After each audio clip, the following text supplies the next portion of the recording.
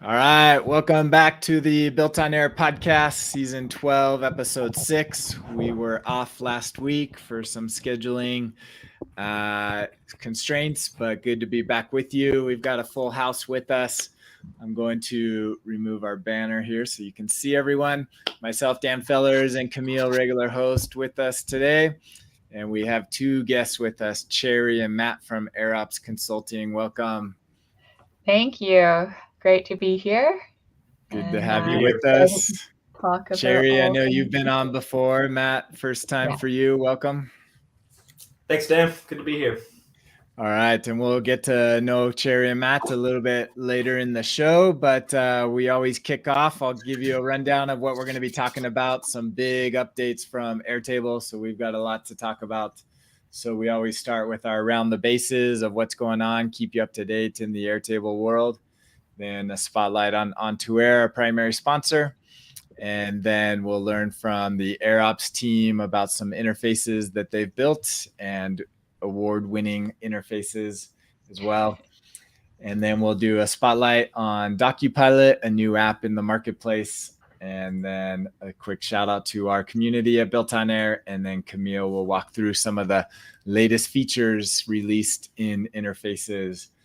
So with that, let's talk round the bases. So I think we need to start off with the big announcement last Wednesday, I believe.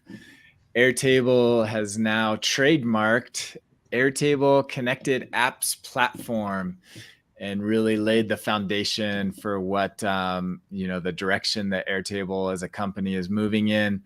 I was pretty excited to watch this. If you haven't read either this forum post or they have a blog post on it as well that breaks it down, but pretty cool stuff. Anybody want to give kind of overview of what they announced? A bunch of stuff. Yeah. Lots of things. There were two-way syncs in I think this is a enterprise beta. There's a publishable, what is that called? They called it the data maps. That was really exciting. We got a sneak preview of it at the Airtable Leaders Forum of what that will look like. So that was really cool. It's essentially a map of all of the different databases and how they're going to be connected. And you can look at the map itself in different levels of detail. So that was great to see. Verified data is also interesting because I think right now it's essentially rebranding synced bases or synced tables, I think. Yeah, it's kind of a different use case for the sync tables, kind of keeping them. Yeah, my understanding was you'd be able to create this library of data sets that could then be used not as a sync table, but just in other ways. Yeah, this list right here, this article breaks out like what's available now and what's coming. So as far as like what's available now, they released the granular permissions, which I assume, Camille, you might be highlighting in your segment. So we'll learn about that. Also, a lot of redesigns that we'll get into later in the show. So a lot of big pushes for interface designer.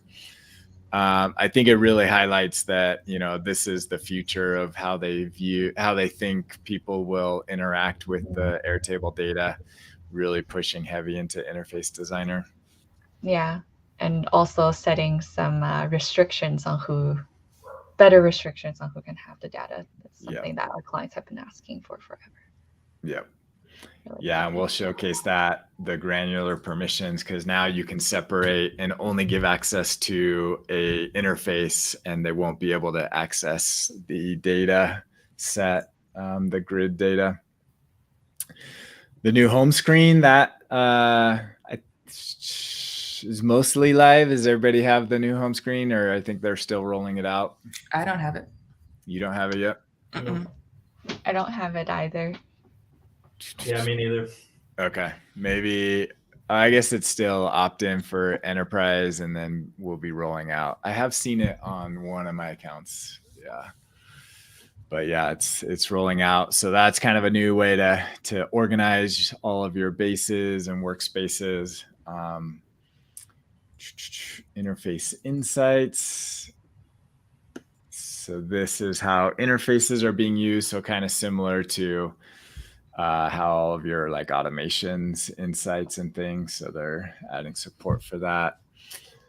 The verified, the data map, the two-way sync. So this is opt-in, or you have to request it if you're an enterprise customer, and then it will be rolling out early next year. And then this last one is still kind of fuzzy, apps by Airtable. I know, Camille, you had some questions on that. And the question was answered. So in the long history of fusing terms with Airtable, what is now called extensions was originally called blocks, and then it was renamed to apps. Now it's called extensions, and that was renamed again earlier this year, and that freed up the term app for what it's now being used for, which is a base, its automations, its extensions, and its interfaces. So if it's all looking at a base, it is part of the app. Yeah. So it's basically a collection of all of the components within Airtable. Yeah. Yeah, that'll be interesting. I think it's still very early. I think they still need to put some defining parameters around it, but will be interesting to see. So this is why they hijacked the app away from the app marketplace, because they had intentions of using it elsewhere. But it's basically like prepackaged, like project management solution or a ticketing solution, things like that is kind of the thinking. And it'll be kind of like a templatized, like best practice starting point that you can still go in. So I think it's still built within like the interface and the automation. So you can go in and make any changes. It's like, this is a starting point for a predefined application. Right. To me, it sounded more like very robust and interconnected templates. In their slides that they showed at the Leaders Forum, they showed multiple apps as part of an interconnected template. So for a marketing team, you might have a app template for your design part of the team. You might have a template for your social media part of the team. And I think they're really trying to push the interconnectivity between teams or inside of teams. Yeah. Yeah, which is the next, that vision of this connected apps platform that they've trademarked. It'll be interesting to see. I'm really curious to see if that term picks up, if Gartner does a report of companies in this space. If it does become like its own industry, that would be a huge win for Airtable, because they'll kind of plant themselves as the leader in that space. Mm-hmm. Any overall thoughts on strategy, where Airtable's headed with this information? I think they're locking down using Airtable in-house for the team-based UI creation. So rather than using a third party to create a portal that your team internally looks at, they're trying to button up interfaces and making it connected to the other parts of Airtable so that sales and marketing and whatever can all stay in Airtable. And then it's still the case that if you want something that is customer or public facing, that is probably best suited for a third party of some sort. So it seems like they're directing pretty clearly towards half of the UI sort of market. Yeah, for sure. So yeah, lots to come. I like that they are laying it out. We get a glimpse into the direction they're moving in. Some of these are far out. Honestly, based on what I saw, I think it's still very early in like the apps and the data map and the verified data. Like I bet it's mid to late 2023 before those get rolled out. So I probably wouldn't hold my breath on some of these, but at least it's good to see that they're moving in this direction. All right, let's move on. So besides, but yeah, definitely worth going through, reading some of the comments, lots of commentary and feedback on there. But let's move on. So a couple other things. This is from the Reddit community. I always like when people put together kind of a demo or a tutorial of real world case scenarios. So here's one on changelog for project management. So basically keeping a running history of any changes that happen within a project management solution. So this is Air Builder, which he puts together. I believe he works at Airtable, and this might be kind of more a side project. He has a YouTube channel and builds out some different use cases. And so this is a good one we're checking out. Check out his video. Links right there in the Reddit community. So if you are looking for a way to keep track of all of your logs, that's a good tutorial. All right, let's move on to Twitter. This is a couple weeks ago. And I'm going to be talking about this in my segment. DocuPilot has been around for several years. It's kind of a templated document solution. And they just now released an app into the marketplace, or an extension, excuse me. You know what's funny is if you click on the link that goes to theirs, they actually call it a block in their description, which tells me that they started building this a long time ago and are just now releasing it. Yeah. After a long wait. I still refer to it as the blocks API. So yeah, it is still referred. So so we'll be talking about that, but there's actually several apps that got released. So there's like 4 or 5 maybe new apps or new extensions in the extension marketplace. So DocuPilot is one of them. So that's good that they are putting out new extensions and giving attention to the marketplace. So we'll talk about that one later in the show. All right, here's one I just came across on Twitter. I don't know who these people are, but I am jealous. I wanted to be invited to this Airtable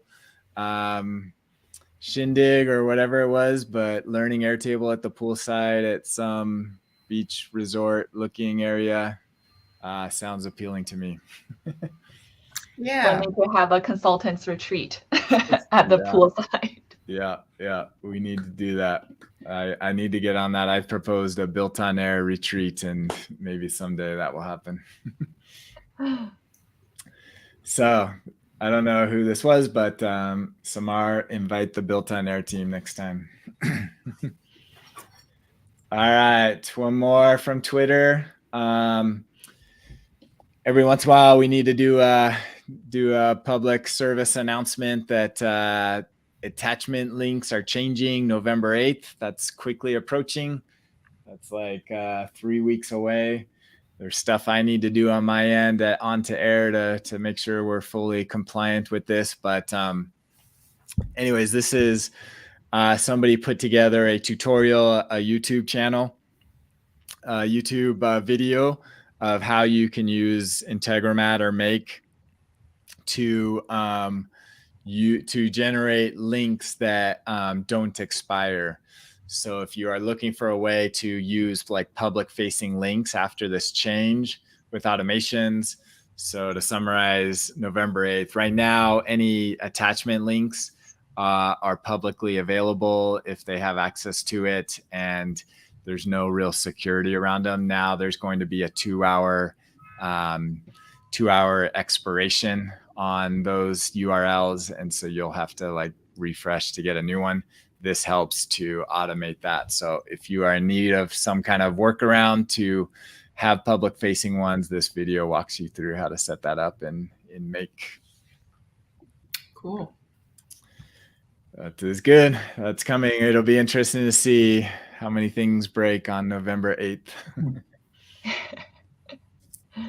All right, one more. This is, you likely have come across Andy Wingrave, very, very active on Twitter, and he's also in our community. He posted similar on our community.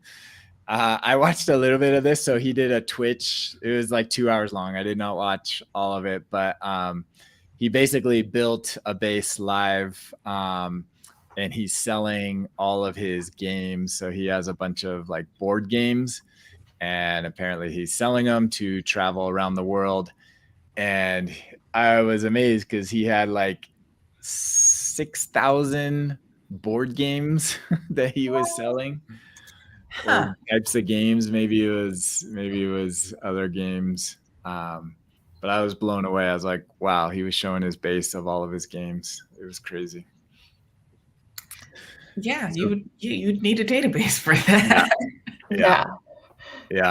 It needs to should create a museum for that many games. Yeah, you sold them all. Yeah.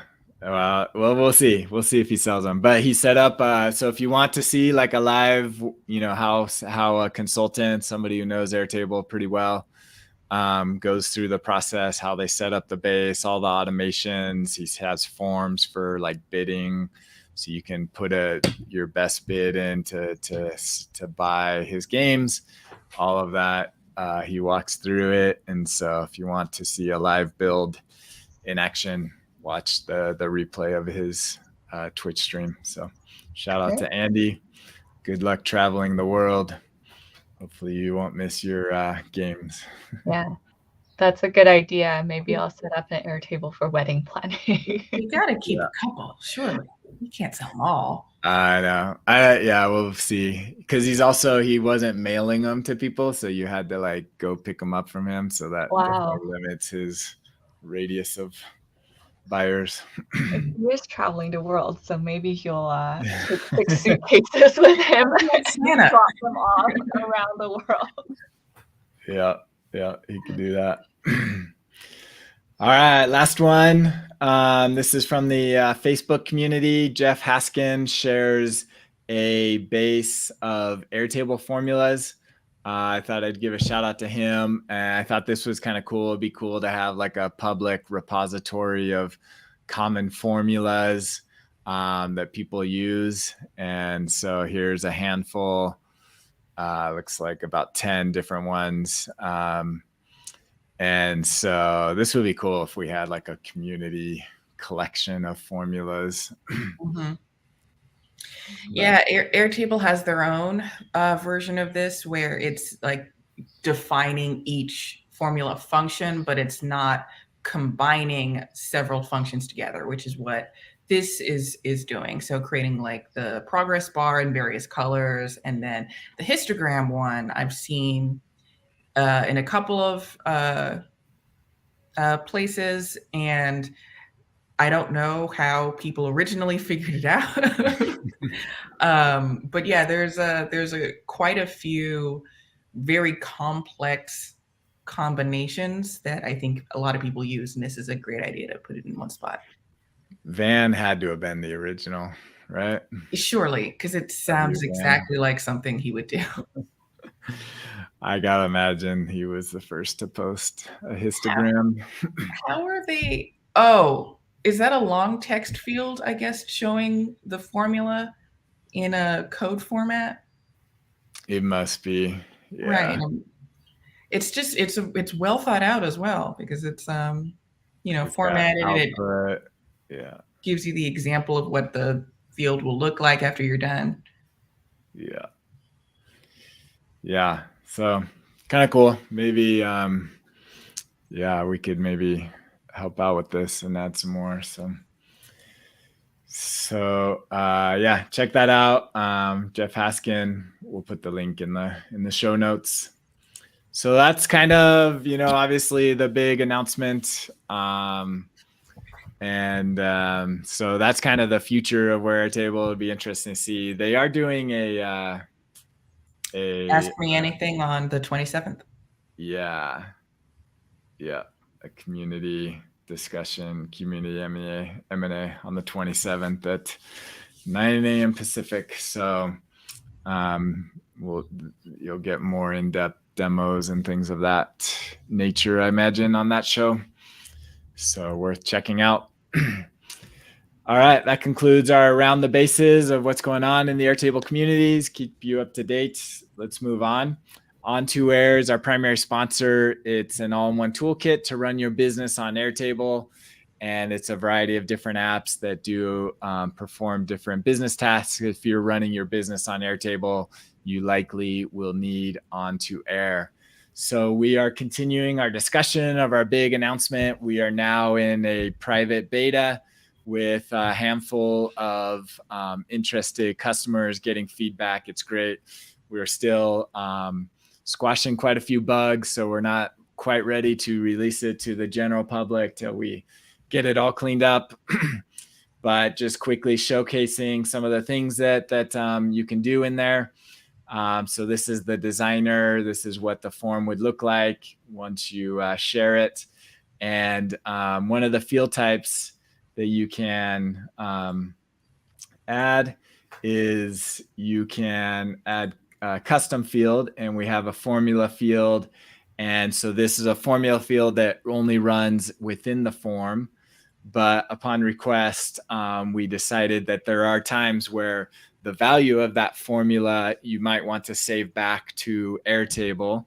And so now with our formula fields and any of our custom fields, including our text fields that can be populated with Airtable fields, you can now save them back to Airtable when the form is submitted.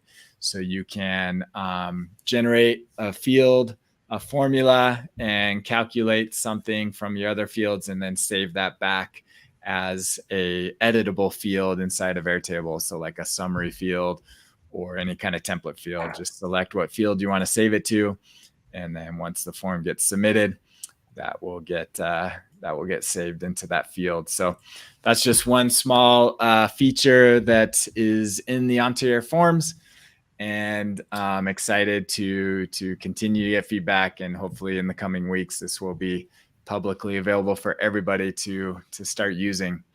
I know Cherry and your team are likely going to start exploring this, so excited to have you test that out. I need to connect our testing base to the form. Yep. All right. As well with Jen also is helping to test out, so I'm excited to have her helping out as well.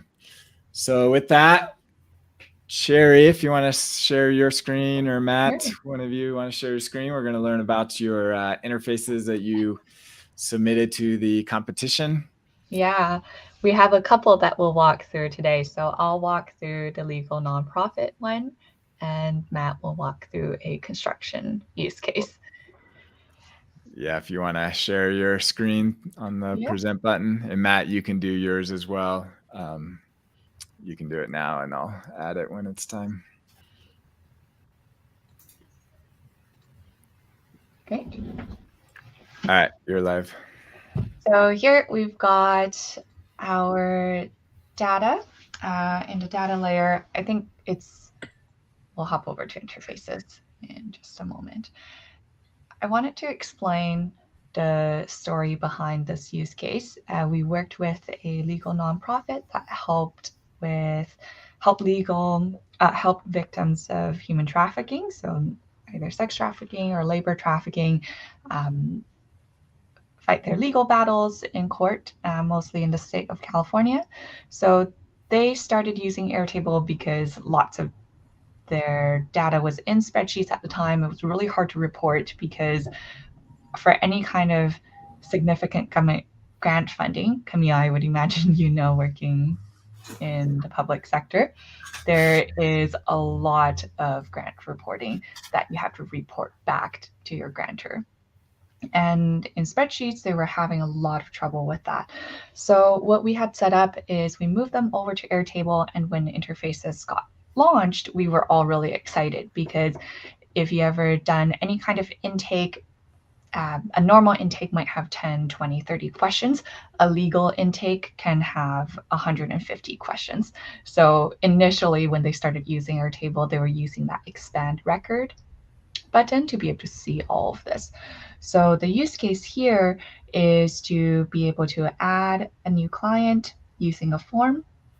But once that client is added, it gets into a particular status, and then you can do your initial screening. So in our use case, we had 2 stages of screening.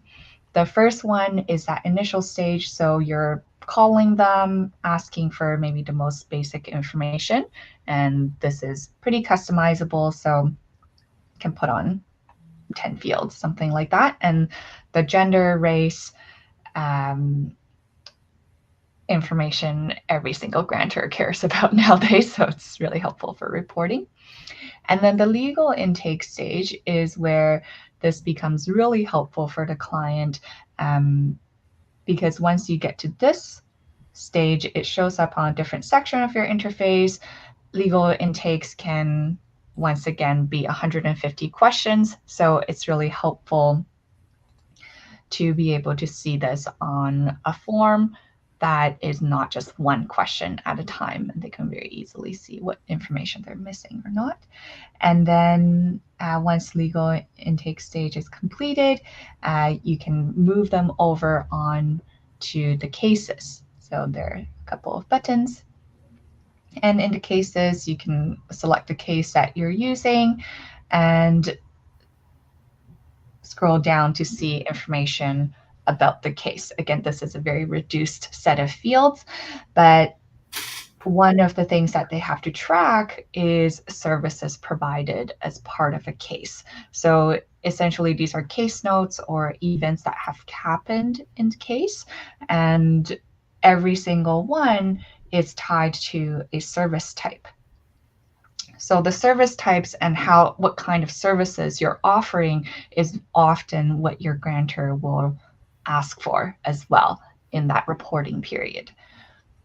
So we've also created a simplified version of our reporting for this client where you can see some top level funnel information at the top on inquiries, how many cases are in the legal or screening intake stage, and then how many cases have been active or are active at the moment. So you can see information based on status, you can see information based on race. And again, this is a reduced list, but any kind of grant funding category, for example, if the government is giving you $1 million for a grant, they would want to know how you spent that money or how you spent that time for your employees. So let's say if there were different categories for social justice related grants or economic support grants for a particular case, then that's information that can be reported on later on. So it really helped the organization, our client, actually get a lot more funding. So over the last 2 years, because they were able to tell their story on the impact they've been making and the number of people they've served and have trustworthy data to back it up, their legal nonprofit grew from 2 people with an administrator to 18 people. So it's such an incredible story about growth and scalability with Airtable. Awesome. This is cool. It's pretty straightforward. You got your dashboard, you got your input. I like how you have the drop down so you can edit any record or create a new one. So you've got the full life cycle all within the interface. Were there any challenges in building this that you had to overcome? I think the most challenging thing for this client was the grant reporting piece, and we still have little things that we tweak every quarter. So what makes it really complicated in this case, and this isn't built into the interface, but every single year, the grant reporting resets. So in the first quarter, everyone that came in, you're reporting on everyone that came in that quarter. New people, existing people, people who you've been working with for 2 or 3 years. And then in Q2, you have to count the net new people. So that makes it a little bit tricky because you're counting net new people, net new cases, net new services provided. And in some cases, you're counting net new people. In other cases, you're counting net new services. So it's not as clear as a regular quarterly reporting, because in Q2, you only care about the services you provided to people who were who had entered your funnel in Q2. Gotcha. Awesome. Cool. Thank you, Cherry. Yeah. Matt, you want to share yours? Absolutely. After Matt shares his, I have a quick announcement to make. Okay.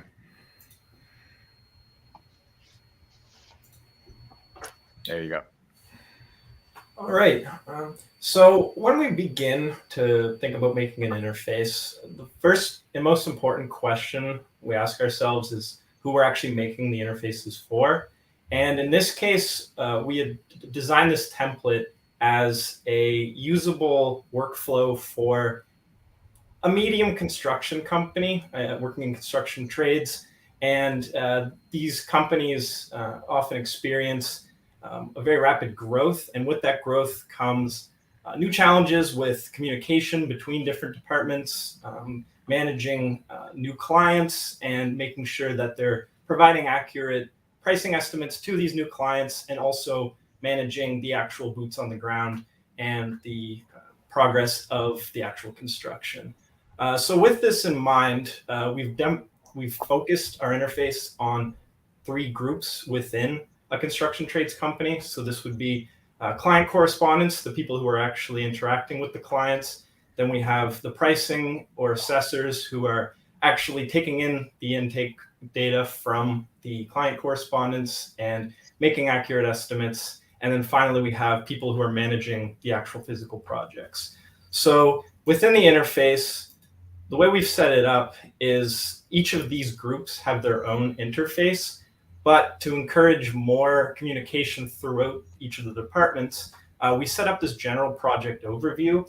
And we like to think of this as a sort of table of contents for each project that a construction trades company might partake in. So this is a detailed thumbnail sketch of the entire project. But the way we want this interface to be used is actually from the beginning of a new client to the end of the client's construction. So in order to do that, what we started off with the workflow is a intake form within the interface. And here the client correspondence team would be taking in information about new clients. They can choose whether or not it's an actual existing one in the database or not. They can input contact information for that client, so the people they're talking to from their client company, and then the actual details about the project information. So this is all information that's being originally collected, and the use case here is to actually get the project assessed and making sure that they're providing the client with accurate and most detailed information. So once we actually submit this form, we move over to the pricing and drafting section. So they will be taking the inflows from this form and actually doing the assessment within this interface. And here you can see that you can select different projects. Here's some dummy projects we added in just to give you a sense of how this would be used. But here you can actually assess the estimation. You can let the client correspondence team know whether or not there's enough information that they've actually collected from that form. They can actually assess the proposed budget for that project. Any documents that were sent within that form can be viewed here, as well as general information about the actual project, where it's located, the type of project. If the construction company deals in multiple trades, this would be especially useful. And then you can also see linked records to the company, client, and also the primary content. So this is all inflow from the new project intake form going into the estimate, and then the estimate is making a more informed decision on how much the project's going to cost, what the project's going to entail, or even if they need more information to make a better assessment from the client correspondence team. So going down here, we've used buttons within the interfaces to act as a communicator between the different interfaces. So you can think of these buttons as, once they're clicked, the paperwork or workflow is passed on to the next department. So assuming that the estimate team or the pricing drafting team has actually prepared the budget and then has sent it to the client correspondence, this will be done by pressing this button. And then once it's sent over to the client correspondence team, the person who is working with that client directly can actually upload a contract here and actually send it off to the client and mark it as sent using this button. I'm not sure if we have any actually uploaded yet. The grid over here would actually represent the different projects that were assessed and that were sent back to the client correspondence team to get the project contract uploaded and sent to them. And then once they received the signed contract, again, this button acts as a way of moving the contract back to the pricing and drafting team so that they can actually prepare now for the handoff to the construction management. So just before the project actually starts physically, pricing and drafting steps and just make sure that the last sort of steps within this process are filled out and properly documented before they actually send it to the boots on the ground. So going back to the pricing and drafting, this is the section that would be next in our workflow. And here they can look at the contract. They can, based on this contract, assign a start date and completion date, the estimated amount of labor hours they need to actually complete this project, any construction drawings, which are very important depending on the type of construction trade that would be using this interface, and of course the bill of materials, which is important in all aspects of construction, just making sure that all of these different documents are all in one place and are also accessible to the entire team. So once that they have this preparation underway and complete, they would click the button again, and now this would be sending the workflow over to the construction management team. And we prepared their interface here, and once that button is clicked, the project would show up in the record selector. So it's all very controlled where they see which projects, depending on where the project is at in the pipeline. Here, the construction management team can look at all the information that was collected throughout the life cycle of the project. So we have the address, who to contact. Then they have the people who are actually working on this project in the other departments. So we have client correspondence, pricing and drafting, and then they can actually choose who the construction management staff would be who are managing this specific project. So they can also see the project documentation. So we have one source of truth coming in here where each of these departments are engaging within universal documentation so that there's no, there's not 3 or 4 different bill of materials. It's all in one controlled place within the database. And then the construction manager can also set the construction status. So depending on where it's at, they can give an update on the percentage of construction complete. And the other teams can see this within the general project overview. And then once they get a better sense of what the costs are going to be from this project, they can start to report it. And then we can see the difference in what was actually costed and what was estimated to be the project cost. So We have better reporting functionality because the pricing and drafting team can set the estimates, and then whoever's actually there on the site can actually report what it actually ended up costing. So you can see how accurate your estimates are within the pricing and drafting team. And the same applies for labor hours. So when they were preparing the project for send off to the construction management team, you can see that the estimated labor hours versus the actual labor hours can be calculated. And then you can see the difference in labor hours. And if there's some major differences, you might want to take a look at either your pricing and drafting team, or maybe something happened on site. Just a good indicator of something not being right if there is a major difference. If not, then you're doing a great job. So at this point, the construction project would be finished through this interface, and the construction management team, it's up to them to fill out the rest of the remaining fields within this interface. And once each project is finished, we also set up a reporting interface for this whole team. And here you can see how well the client correspondence team is doing based on the value of signed versus unsigned contracts. So really, we're looking at the potential of contract values here versus what they actually did sign over, and the contract price that they did actually acquire. You can see the average price of a contract, and then you can also see the minimum and maximum signed contract prices here.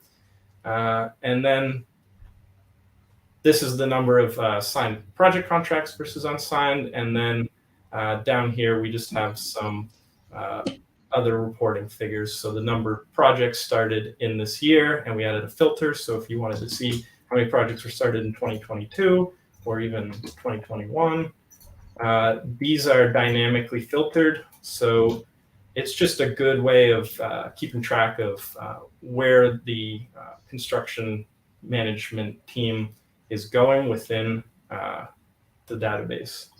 So really what we want out of this interface is to show these construction trade companies a way of communicating and doing an entire workflow within one interface space. So really our intention here was to have a single source of truth, but also having clearly defined roles within the interface, and also transparency between those roles.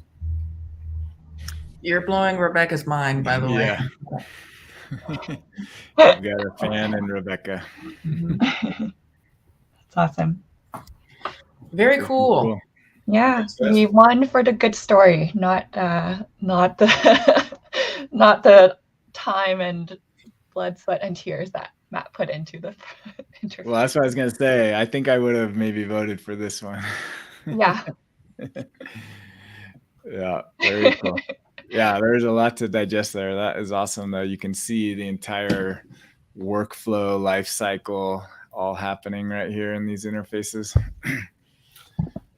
Yeah, we're definitely excited with the way interfaces are going, because I think that in the future, more Airtable bases will be using interfaces in this way, where you actually don't have to interact with the database that much, especially if your tasks are daily and well defined. If you have a good interface, there's really no need to actually work in the database. You can actually just set up a good interface and do your entire workflow process within it. Yep. Awesome. Cherry, what's the big announcement? Yeah, we're building connected apps, as Airtable is trademarking the name. Yeah. All right, Cherry. Yeah. Lay it on us. One quick announcement is that we are also launching a course. We've been working with Airtable for the last, I've been using Airtable for the last 5 years, but also have worked with over 100 clients through our consultancy. So I'm consolidating all of that knowledge and information and expertise and putting it into a course to help other Airtable enthusiasts help their team and help their organizations avoid the pitfalls, but also just build a scalable database that can grow with their team. So this is very, very early stages. We have started quite a lot of the filming, but if you're interested in staying up to date on the launch of the course, please fill in our little form here, which I'll share with Dan after. It's just going to collect some information on what kind of business, what they're hoping to get out of it. And in terms of what we're going to cover, we're going to really emphasize design, implementation, and support. So for a huge part of what makes our consultancy successful is we take a lot of time upfront to help clients design their base and understand their workflows. For example, Matt's construction project you just showed, or the legal nonprofit, we always spend so much time upfront with the client to help them understand their workflows so we can actually build something that is really suitable to what they need. And I'm going to be also showing people how to design their bases, the implementation around building a base, setting up interfaces, automations and integrations, reporting. It's a huge part, and talk about permissions and sync tables. Nice. So that's our big project that we've been working on for the last few months. So you can see all of my raw content here that has yet to be edited. But it really has been the culmination of years of work, lots of thought put into it, multiple people on the team working on this course. And we're just really excited to help other Airtable enthusiasts use Airtable better. Nice.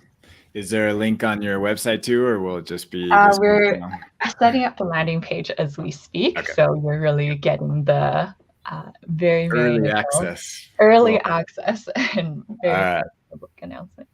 Cool. All right. Yeah. Share that link with me and we'll include that with our show notes. So that is awesome. I've seen some of your other videos. You do already have an existing YouTube channel and have some great content already out there. So this, I assume will be more of the same great quality. Yeah, I've always enjoyed making more long form content. So this is my avenue to do a huge brain dump, and I love teaching as well. Awesome. Thank you, Cherry and Matt. And if you want to work with the team there, AirOps Consulting, what's the website? AirOpsConsulting.org. .org. Yep, there you go. So you can find Cherry and Matt and the rest of the team there. They do great work, obviously, as they just showcased. So feel free to reach out to them directly if you want to work with them. Let's move on. We're going to skip our app of the day. We'll revisit this one another day. I want to make sure we give Camille time. So just a quick shout out. If you haven't joined our community, we would love to have you in there. BuiltOnAir.com/join will get you access to our Slack community of thousands of Airtable fans and users, and asking and helping each other out and talking about everything going on. So please join us at BuiltOnAir.com/join. With that, we will finish up with more interfaces. Can't get enough. Camille, tell us what's new. A lot. So I'm showing right now a very simple sort of interface. I'm just going to go through and just point out stuff that I've noticed that is new, and some stuff I don't know if I'd seen announced anywhere. For starters, there's a new sort of overall layout to editing an interface or an interface page. If you don't have anything selected on the right-hand side, you'll see all of the pages within a particular interface. Right now, I only have one page. So you saw in Cherry and Matt's example, they had navigation up at the top that allows you to go through the individual pages of an interface. Because mine only has one page right now, there's no navigation up at the top. We have indicator icons to let you know that there is new changes that haven't been published yet.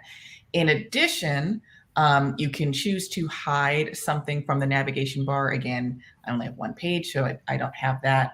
You also can clear unpublished changes. So if you're messing around and you realize, I actually don't like this new layout I'm designing, you can clear it away and then just stick with what is currently published. I don't think I've seen that announced anywhere, but that is very useful because there have been times where I've designed an interface, published it, then gone back and changed a few things, and then didn't really like how I had adjusted things. So I'm happy about that feature. And you also have keep as draft. I don't really know the implementation of that, but I believe that is also new, and I haven't seen anyone announce it yet either. So I'm just going to create a new page and start from scratch. You'll notice this is opening up in a modal environment. I'm going to do, I think I'm going to do record summary to have just a clean sort of page to get started with. A lot of this process for creating a new page is similar or the same as it was before. Let's see, continue going. All that is fine. I'm going to call this new page so we know what it is. Finish, and now you'll see I have the two navigation pages up at the top. Something to keep in mind, one of the biggest announcements that was made last week regarding interfaces is now you can share an interface without sharing the base itself. So before you could click over here and then get right back into the base. If you have that option enabled, or if you're a user that has been shared to an interface but not the base, you won't be able to do that. It's important to note that that is at the interface level and not by the page level. So if you had a page for finance and a page for marketing within the same interface, they'd be able to click between the two. You would have to create one interface for marketing and one interface for finance so that they can't, navigate back and forth between them unless you've expressly given them access to both.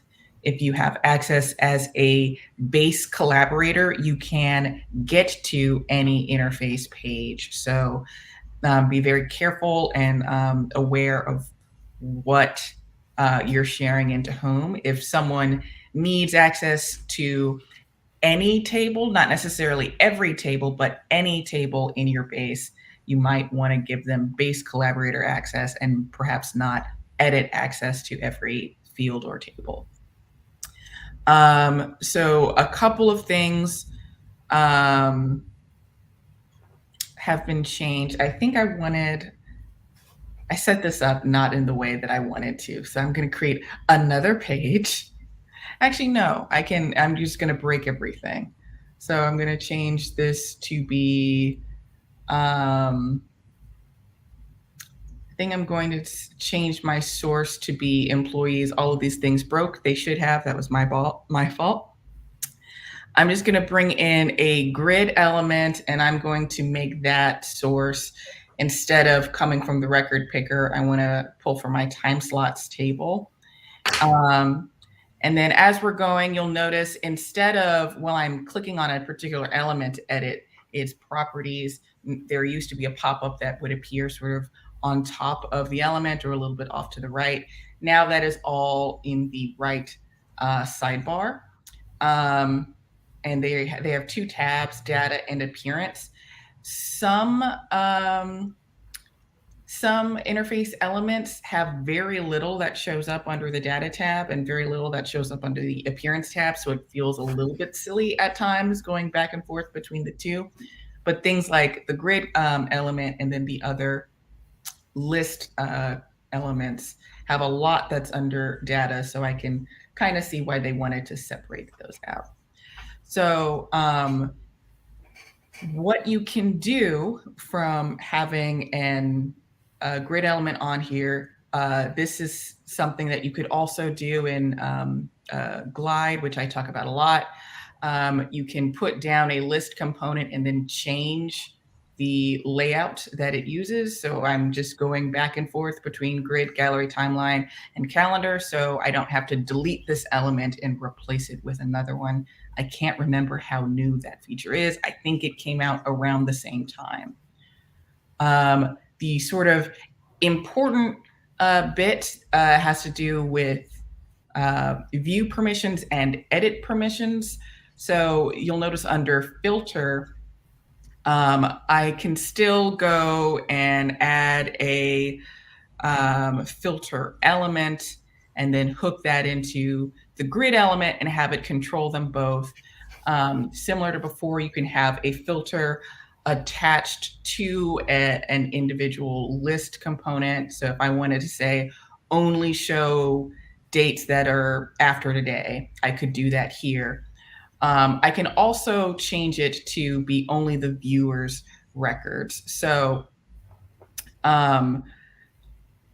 that is sort of a shortcut to a feature that was already present.